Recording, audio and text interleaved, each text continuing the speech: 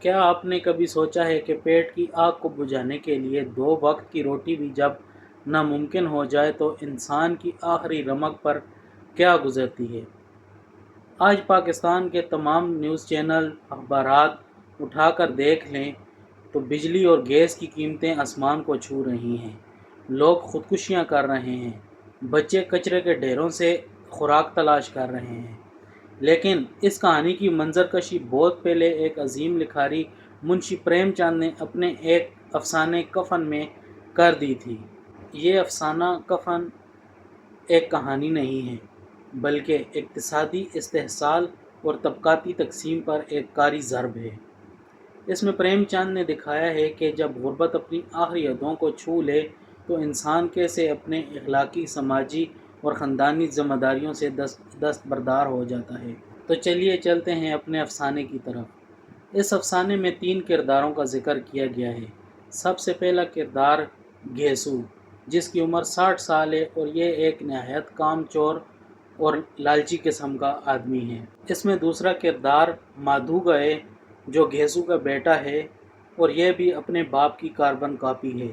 یہ بھی بالکل کام چور قسم کا انسان ہے۔ اور تیسرا کردار اس میں بدھیا ہے، جو مادھو کی بیوی ہے اور ابھی کے حالات میں وہ درد ذیل کی تکلیف میں ہے۔ یہ کردار ہندوستانی کسی گاؤں سے تعلق رکھتے ہیں، لیکن ان کی سستی، مجبوری اور بے بسی ہمارے آج کے معاشرے میں بھی دکھائی دیتی ہے۔ اس کہانی کی سب سے بڑی شفافیت یہ ہے کہ جب بدھیا اپنے درد ذیل کی تکلیف سے کراہ رہی ہوتی ہے، چیخیں مار رہی ہوتی ہے، اسی وقت اس کی جھونپڑی کے باہر گھیسو اور مادھو دونوں بیٹھ کر چوری کے آلو بھون کر کھا رہے ہوتے ہیں۔ وہ دونوں اس کے کراہنے کی آواز سن رہے ہوتے ہیں۔ اسی دوران گھیسو اپنے بیٹے سے بولتا ہے، جا کے اندر دیکھ کے تو آ، کہیں مر تو نہیں رہی۔ تو بیٹا آگے سے جواب دیتا ہے کہ مرتی ہے تو جلدی مر جائے، اتنی دیر کیوں لگا رہی ہے۔ آپ اس کی شفافیت کا اندازہ اس چیز سے لگا سکتے ہیں کہ مادھو صرف اندر اپنی بیوی کو دیکھنے کے لیے اس لیے نہیں جا رہا کہ وہ اندر جائے گا تو اس کا باپ اس کے حصے کے آلو بھی کھا لے گا۔ یہاں بھوک کا احساس تمام رشتوں و ناتوں سے اوپر ہو گیا ہے۔ یہ وہ نقطہ ہے جہاں غربت انسان کو حیوان سے بھی بدتر بنا دیتی ہے۔ نہیں تو آنے والا بچہ تو انسان کو اپنی جان سے بھی زیادہ پیارا ہوتا ہے۔ آخر کار اس درد میں ہی بدھیا وفات پا گئی۔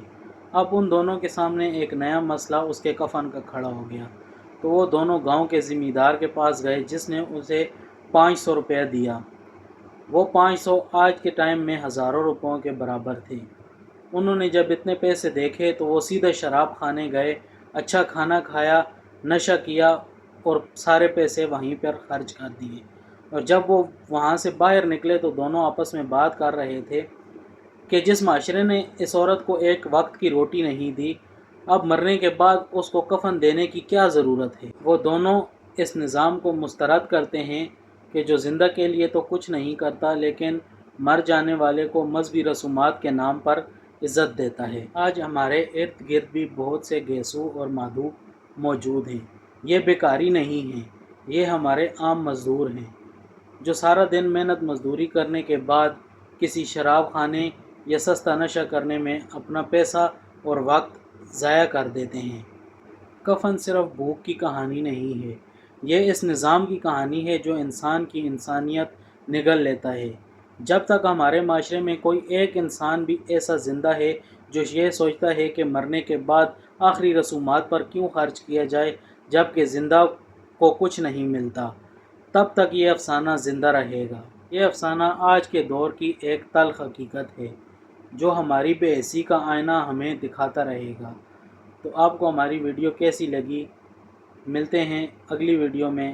اللہ حافظ۔